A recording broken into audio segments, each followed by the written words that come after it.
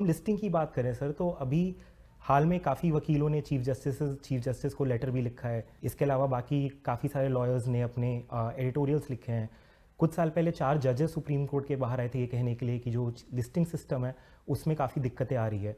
तो आज के सुप्रीम कोर्ट में आपको ऐसा लगता है सर कि ये वाली जो बात आ रही है कि कुछ कुछ केसेस हैं जो कि लॉयर्स का कहना है कि पॉलिटिकली मोटिवेटेड केसेस हैं या इंपॉर्टेंट केसेस है पॉलिटिकली, वो एक पर्टिकुलर बेंच को दिए जा रहे हैं? किस कोर्ट के आगे लगना चाहिए ये एक चीफ जस्टिस का प्रेरोगेटिव है। सवाल ये किसी और तरीके से हो सकता है, डिफरेंट टाइम बात हुई, बहुत मुश्किल काम है ये, पावर चीफ जस्टिस को दी हुई है, तो कहीं ना कहीं चीफ जस्टिस को ट्रस्ट करने पड़ेगा इस मामले में कि वो किस तरह से वो कहाँ पर केस भेजते हैं। पर इसमें क्योंकि इतने सालों से सवाल उठ रहा है और जब सुप्रीम कोर्ट के अंदर से क्वेश्चन आ रही है वाली चीज़, तो ऐसे में आपको लगता है कि सिर्फ चीफ जस्टिस को ट्रस्ट करना इनफ इंस्टीट्यूशनल चेक है सुप्रीम कोर्ट पे, या कुछ और मायने होने चाहिए जिससे केसेस लिस्ट होने चाहिए? तो ये कंप्लीट डिस्क्रिप्शन तो चीफ जस्टिस के पास एक्चुअली नहीं है भी और नहीं भी है, क्योंकि सिस्टम्स हैं प्लेस में। एक मैटर किस तरह से ट्रेस होगा, पहली बार लगने के बाद वो किस जज के पास जाएगा, फिर अगर उसमें हम लीव ग्रांट करते हैं तो वो एक और तरीका है। नॉर्म्स हैं, ऐसा नहीं है कि नॉर्म्स नहीं है, और चीफ जस्टिस के पास कभी इतना समय नहीं हो सकता कि हर केस को मार्क करने के लिए वो देखे। तो एक सिस्टम्स है, रजिस्ट्री उसको चलाती है। कुछ क्रूशल इश्यूज पे रजिस्ट्री गाइडेंस लेगी चीफ जस्टिस से, इतना ही होता है।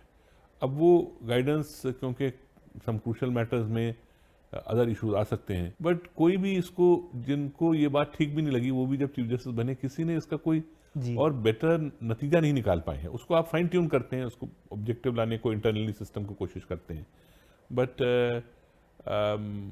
फॉर्चुनेटली ऐसी सिचुएशन नहीं आई है कि कोई ओपनली प्रोटेस्ट आए, एक्सेप्ट ये एक केस था जब 4 जजेस गए पब्लिक डोमेन में। आपने एक बात सही कही कि सुप्रीम कोर्ट में भी प्रोसेस है कि कैसे जजेस पे केसेस अलॉट होंगे, बट जैसे जो दुष्यंत दवे जी का जो लेटर था उसमें उन्होंने यही कहा है कि जो एस्टैब्लिश प्रोसीजर है उससे हटकर ये केसेस अपॉइंट हुए हैं। देखिए, उन्होंने एक चीज़ को फ्लैग करा है, भेजा है, उस पर शायद चीफ साहब का कोई रिएक्शन भी आया था। उन्होंने कहा कि नहीं, वो सिस्टम फॉलो हुआ है। अब 2 वर्जन है, उनके हिसाब से ये फॉलो नहीं हुआ है। चीफ साहब का एक्सप्लेनेशन है थ्रू द रजिस्ट्री कि नहीं, ये फॉलो हुआ है, पॉसिबली इसकी अंडरस्टैंडिंग नहीं हुई। इस पे मैं क्या टिप्पणी कर पाऊंगा? इसमें आपका क्या व्यू है सर कि प्रोसेस फॉलो हुआ है या नहीं हुआ है? ये इस तरीके से मैंने कभी कोई देखेगा नहीं, कोई भी जज कि भाई इन पर्टिकुलर केस में प्रोसेस हुआ है कि नहीं हुआ। Some state, some chief justice can analyse it कि इसमें कोई इंप्रूवमेंट लाई जा सकती है। एक एग्जाम्पल है, जैसे कि जो जर्नलिस्ट अर्नब गोस्वामी की जो बेल पिटिशन थी, वो कुछ 2 या 3 दिनों में लिस्ट हो गई थी, बट बहुत सारे और बेल पिटिशंस होते हैं जिनको सालों लग जाते हैं लिस्ट होने में। तो ये वाला डिस्टिंक्शन क्यों आता है? अगर वो नहीं लगता तो कहते कि जर्नलिस्ट का केस नहीं लगा है, अगर लग जाएगा तो कहेंगे उस जर्नलिस्ट का केस लगा है। कुछ डिस्कशन तो रहेगी। हम भी जब डेट देते हैं केस में, हम कभी ये नहीं कहते हैं कि हर केस 3 हफ्ते बाद आएगा। उस केस को देखते हुए कहते हैं कि भाई ये 3 हफ्ते बाद आएगा, 4 हफ्ते बाद आएगा, या 6 हफ्ते बाद आएगा। कुछ केसेस पेंडिंग है, जैसे इलेक्टोरल बॉन्ड्स के हो गए, या जो सिटीजनशिप अमेंडमेंट एक्ट जो चैलेंज हुआ। तो स्पेशली जैसे अगर हम इलेक्टोरल बॉन्ड्स ले, तो वो केस अभी कुछ 6 या 7 सालों से कोर्ट में पेंडिंग है। और अगर आप देखें कि जो मैरिज इक्वालिटी पिटिशन जो भी था, सेम सेक्स मैरिज का, इसमें आप भी थे, उसकी 4 महीने के अंडर ही कॉन्स्टिट्यूशन बेंच हो गई, उसके 1 महीने के बाद हियरिंग हो गई, फिर वो हियरिंग कंक्लूड होके अभी उसकी जजमेंट में आ गई।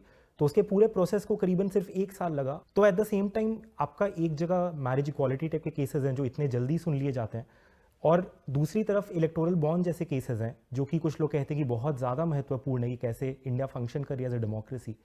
तो उस पर आपका क्या कहना है सर कि ये जो 2 अलग डिस्टिंक्शन हम देख रहे हैं सेम कॉन्स्टिट्यूशन केसेस में? मेरी ये बिलीफ है कि कॉन्स्टिट्यूशनल केसेस जल्दी सुनवाई होनी चाहिए, क्योंकि लार्जर इश्यूज एड्रेस होते हैं। कहीं ना कहीं बात वहीं जाके बात बैठती है कि चीफ जस्टिस केसेस बनाता है, बेंच बनाता है, लिस्टिंग करता है, तो एक हद तक उसके प्रेरोगेटिव में आ जाता है कम्प्लीटली कि कौन सा बेंच पहले सुनना चाहिए, कौन सा बेंच बाद में सुनेगा। जो ये आपने एग्जाम्पल दिया सेम सेक्स मैरिज इशू का, कुछ मैटर्स पेंडिंग थे हाई कोर्ट में, चीफ जस्टिस के प्रेरोगेटिव में पॉसिबली ये एक सोशल इशू था। तो अब कोई कहे कि सोशल इशू को किसी और इशू से ज़्यादा महत्व देना चाहिए कि नहीं, उनकी व्यू में इसको महत्व देना था, उन्होंने महत्व दिया, रिजल्ट कुछ और ही निकला हो। चाहे वार्तालाप हुआ चीफ जस्टिस से, वो कहते हैं कि बहुत ज़्यादा केसेस अब कॉन्स्टिट्यूशन बेंच के ऐसे नहीं हैं जो पेंडिंग है, जो सुनवाई की। तो लगातार केसेस में अगली तारीख का दिया जाना भारतीय न्याय व्यवस्था के लिए शर्म का विषय होना चाहिए, क्योंकि भारतीय संविधान में त्वरित न्याय के लिए माननीय सर्वोच्च न्यायालय को रेगुलेशन बनाने की शक्ति प्रदान की गई है। इसलिए यह कार्य माननीय सर्वोच्च न्यायालय विधायिका पर, संसद पर नहीं डाल सकता। एक स्पष्ट नीति लिस्टिंग के मैटर में होनी चाहिए और ये पारदर्शी भी हो। हम सुप्रीम कोर्ट की वेबसाइट या हाई कोर्ट की वेबसाइट पर जाकर देख सकते हैं कि एक वर्ड लिखा जाता है पीओ से पता नहीं लगता पास ओवर किसके द्वारा किया गया, वादी पक्ष के द्वारा या प्रतिवादी पक्ष के द्वारा। उसका कोई स्पष्ट आर्डर नहीं छपता। इस कारण आम पक्षकारों को यह पता नहीं लगता कि किसकी त्रुटि के कारण उसका केस पर सुनवाई नहीं हो सकी। माननीय न्यायालयों के जजेस को एक स्पष्ट नीति बनानी चाहिए और वह नीति पब्लिश होनी चाहिए। आम वादी और प्रतिवादी पक्ष को ये पता रहना चाहिए कि उसका केस कब लिस्ट होगा। और अब तो ऑनलाइन सिस्टम है, केस यदि पास ओवर होता है या जो भी स्थिति होती है उसकी अगली डेट कब है। मैं पूर्व न्यायाधीश जस्टिस संजय किशन कौल के उत्तर से सहमत नहीं हूँ, क्योंकि लिस्टिंग का मैटर पूरी तरह से रजिस्ट्री के भ्रष्टाचार और भाई भतीजावाद पर निर्भर है। रजिस्ट्री में जिनकी पहुंच होती है, जिनके संबंध होते हैं, वे केसेस को शीघ्रता से लिस्ट करा लेते हैं।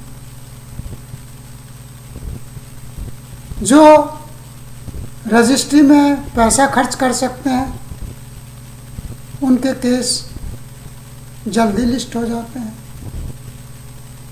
जिन मैटर्स में लोगों की जजेस से सीधे पहुंच है, ऐसे मैटर्स शीघ्रता से लिस्ट हो जाते हैं और ऐसे मैटर्स भी लिस्ट से हटा दिए जाते हैं जिसमें रजिस्ट्री की इच्छा ना हो और चीफ जस्टिस की इच्छा ना हो, जैसा कि संजय किशन कौल स्वयं बता रहे हैं। इलाहाबाद हाई कोर्ट के एक मैटर में मैं जब पेशी पर उपस्थित हुआ तो उस केस को छापा नहीं गया, जबकि उससे पहले उनके ऑनलाइन सिस्टम पर वह केस इस पर्टिकुलर डेट में प्रदर्शित हो रहा था। जब रजिस्ट्री में जाकर मैंने उसको चेक किया तो उसका कंप्यूटर सेक्शन उस बात का जवाब नहीं दे सका, जबकि मैंने उनको उसका प्रिंट आउट दिखाया। इसके बावजूद भी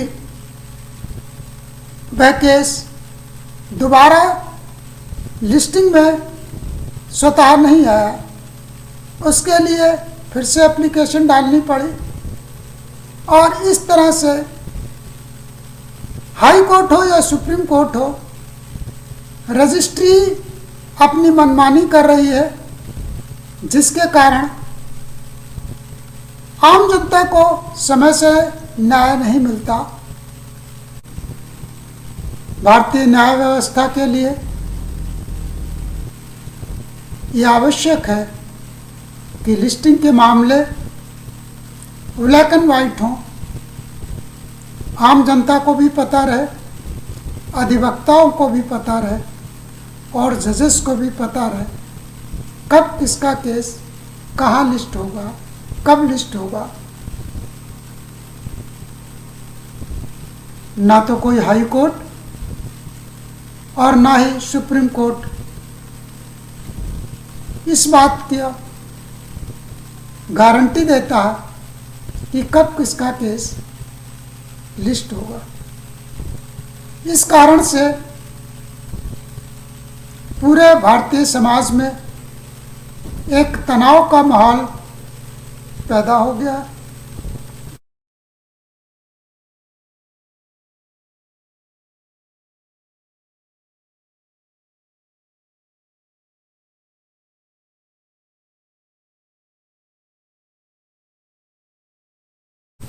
इसी के साथ मैं अपनी बात को विराम देता हूँ।